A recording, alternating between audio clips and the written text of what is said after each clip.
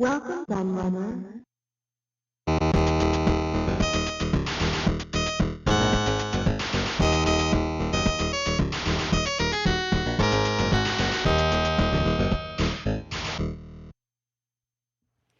Hello everybody, Kieran aka The Layout here, and I'm back with a new book preview for you. And those who follow my channel will have known this one was coming because number one, I announced it a few weeks back, and number two, just this week, I mentioned that it was now available to purchase. And I have the retail versions of it here, which you can see there. Just adjust the camera slightly. There we go, to get it more in shot. And I am very excited and pleased about it. And as you can see, it is a compendium of Sega Master System and SG-1000 games Volume 1. And this is a second edition of an existing book that I had. And this was the old version that I have here, which was published by Andrews UK, which has a kind of more Master System, game-like cover, which you have to be a bit careful with in terms of copyright infringement. And I chose to change that to keep this one uniform with my existing books that all have this format with the systems on the cover, the different versions of the system.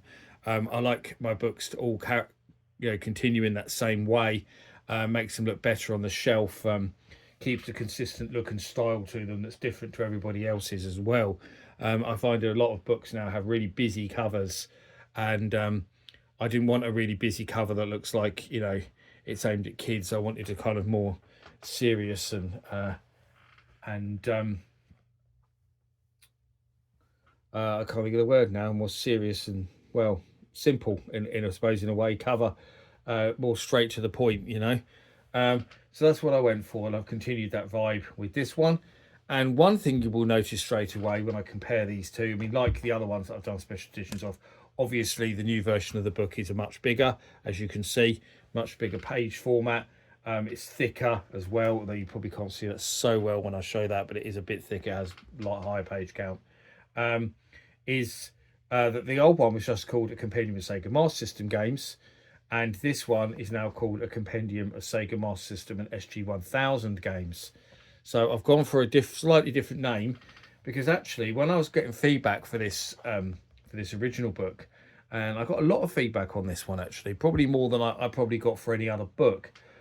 And a lot of people complained that I didn't mention that it covered SG-1000 games, and they thought it was stupid that it did, even though, of course, the Master System is backwards compatible with the SG-1000.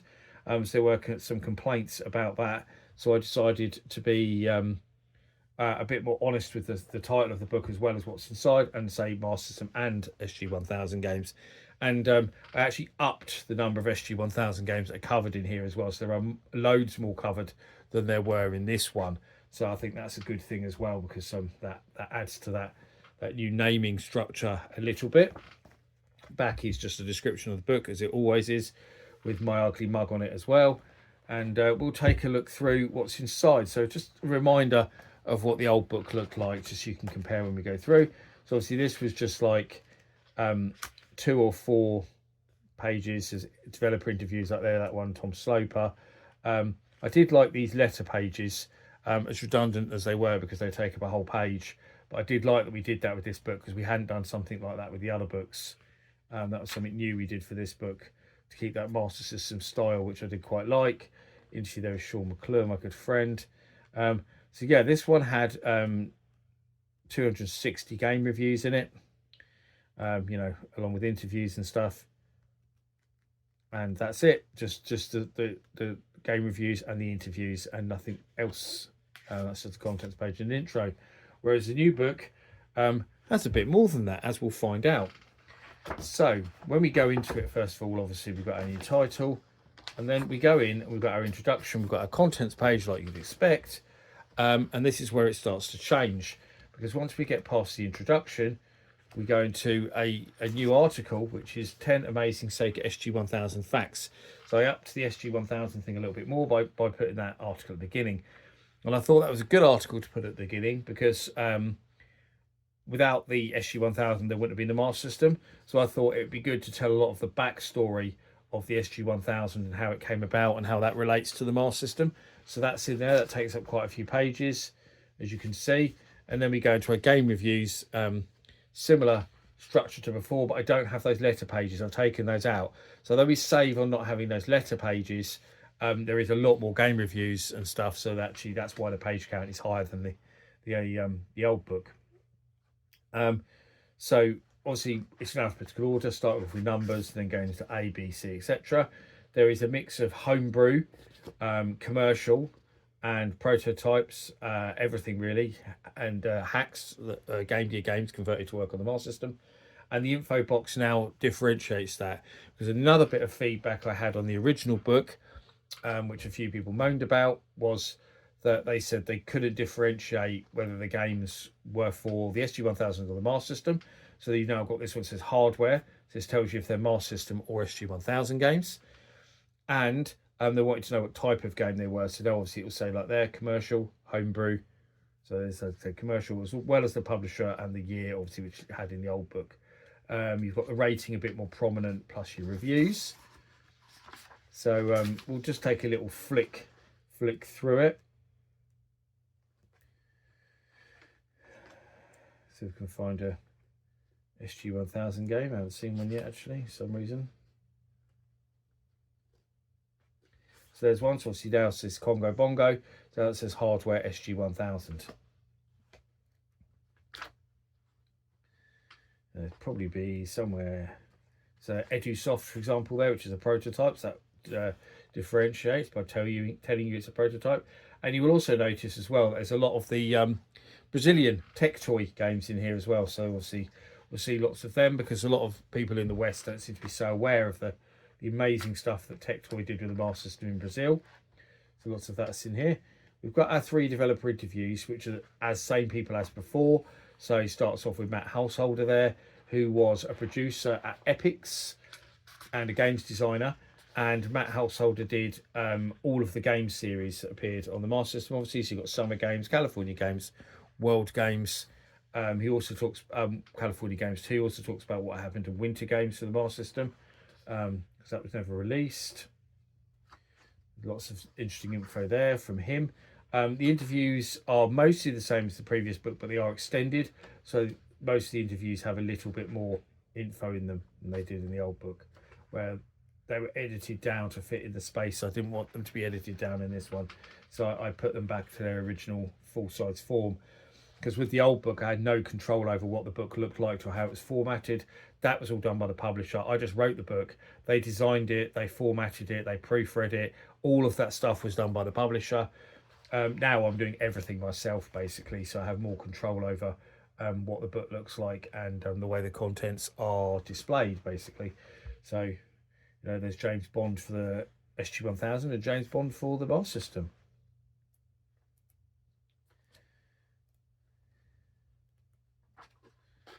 So lots of classics as well as obscure stuff. There's games with 3D glasses in here as well.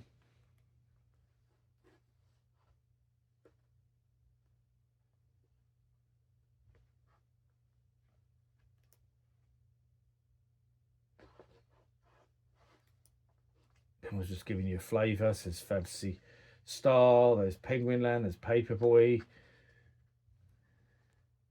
Lots of the more famous games there.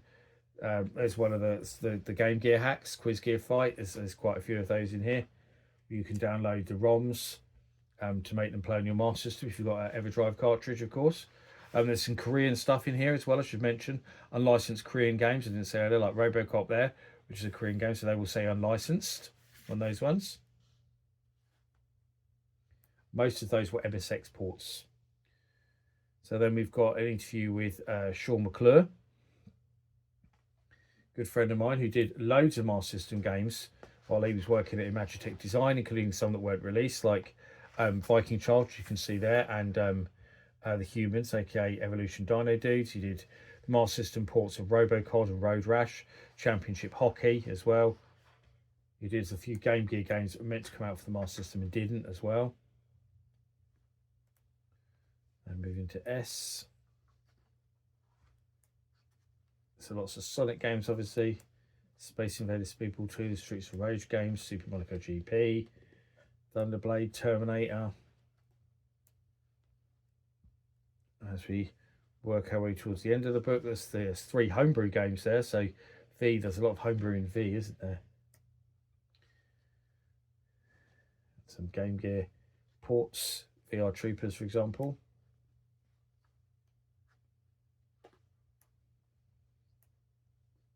As we reach the end. Oops, I'll skip the end because there is one more developer interview, which is with Tom Sloper, who has quite a cool connection with Sega because he initially worked for Sega on producing some of their Atari 2600 games when they did games for that system. A lot of people forget that Sega published games to the Atari 2600 and other platforms before they moved into producing their own consoles. And then he later on worked for Activision as well. So he produced, for example, the Master System port of Rampage. There's a few others he produced as well, along with Sega, because Sega and Activision were working quite close together. So, for example, he produced Galaxy Force, the Master System version of that. Ghostbusters Shanghai, some more Activision titles that came to the Master System. And then it shows you, obviously, my other books that I've done so far. So you can see there with the uniform covers, and say all looking the same, which I really, really like, keeping the format the same. So obviously we've had our Mega Drive book, and now we've got the Master System book to go with it, which I think is very, very nice indeed. And that's it, really. There's also a little advert for my some of my Kindle books at the end there as well. There's some more now, actually. I must update the Kindle image. So I've got 5 out, and I think there's another one that I'm about to publish as well. So yeah, that's it. That's a little preview. Just look at a compendium of Sega Master System and SG-1000 games. So there's over 300 game reviews in this book. There is 3 developer interviews, plus the big history article at the beginning about the SG-1000. Covers lots of games from really obscure stuff to the really well-known stuff. And that's about it, really. There isn't a lot more to say about it. I'm really happy with it. It's a big improvement on the original version of the book. So people who bought this might be umming and ahhing whether to buy the new version. That's up to you, but there is a lot more content in here. You know, there's over 40 more game reviews plus the extra stuff in there as well. So that's up to you if you maybe want the new version. But it's available now. The old one has not been available for a long time. And I've had a few people asking when I was going to redo this book. So now I have it. It is there. It's available to buy worldwide on Amazon in colour. So no matter what country you're in, you can go to your local version of Amazon, search for this, you'll find it. But I will also drop some links down in the description for those who want to find out more as well. That will link you to the Amazon page. And that's about it, really, for this book preview. I have some more coming out very soon. I won't have them out in time for Christmas, unfortunately.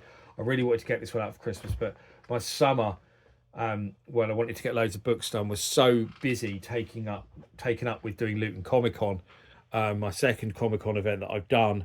It took up such a ridiculous amount of my time. I had literally no time to do anything else. Took up too much of my time, in fact, and I have now sold that business to somebody else, so I can devote more time to the things I want to devote time to. Comic-Con started to become too much of a distraction for my liking, taking me away from the things I wanted to do. You know, so yes, I've moved on from that now. But yeah, I have some more books coming. I've got another Kindle book which will be out, say, any day now, around now probably as well. I won't spoil what that is, so I'll probably take a look at that on the channel as well. I also have a remade version of my Atari ST book coming up. That's in the works. It's going to have some extra stuff in it as well. I also will remake my Amstrad CPC book, because some people have been asking for that in the same format, so expect to see both of those in the near future. I also have a BBC Micro book that's coming. I can't tell you when that will be because I'm still writing it, and it's probably about 70% done, but it's a lot of hard work to write that, to obviously write over 300 game reviews and stuff. So that will come in the near future as well. There will be a BBC Micro book. And that's about it, really, to tell you about for now. There is an Atari Lynx Kindle book that I do mean to get out as well, which I kind of started on a few times, mainly because of bloody Comic-Con getting in the way of getting that book done. So I must come back to that one and get that one finished as well. But that's it. I hope you enjoyed my preview look at a Compendium of Sega Master System games.